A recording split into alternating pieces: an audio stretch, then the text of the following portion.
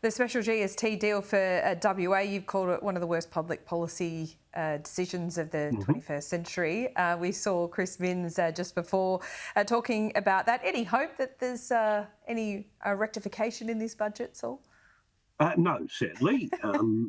Even though it was interesting that the debate I had with him at the press club last week, Colin Barnett, who was the former Premier of Western Australia, one of the instigators of this dreadful decision, actually said, and I commend him for it, that Western Australia's share didn't really need to be lifted to 75% of what it would have obtained under a notional per capita distribution, as it will be in the 24-25 financial year. I wish the federal government would take note of that.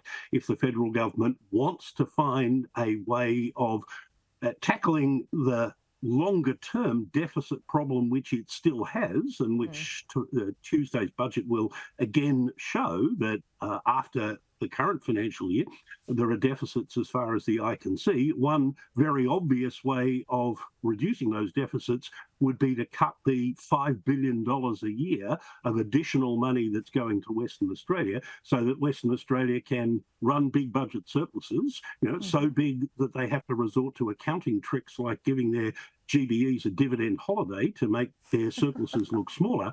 And as we also saw in Western Australia's budget on Thursday, they've got so much money coming out there is they can afford to throw money around at people irrespective of their need for it, under the guise of cost of living relief. I mean, what this dirty deal is doing is allowing ultimately Western Australians, citizens of the richest state in the country, richer by a bigger margin than any other state has ever been in Australia's history as a nation, to have better public services and lower state taxes than everybody else, which runs totally counter to the principle that has underpinned the distribution of federal money to states and territories since the 1930s. But unfortunately, that's not going to be undone, because the Labor government knows that it needs to retain all the seats that it won in Western Australia at the 2022 election if it's to have any chance of avoiding becoming a minority government.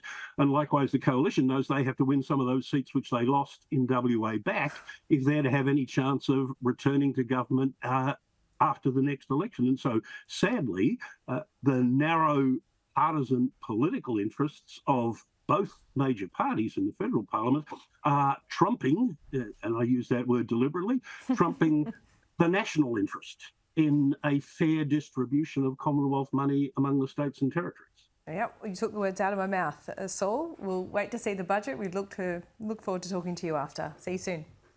Thanks very much for having me.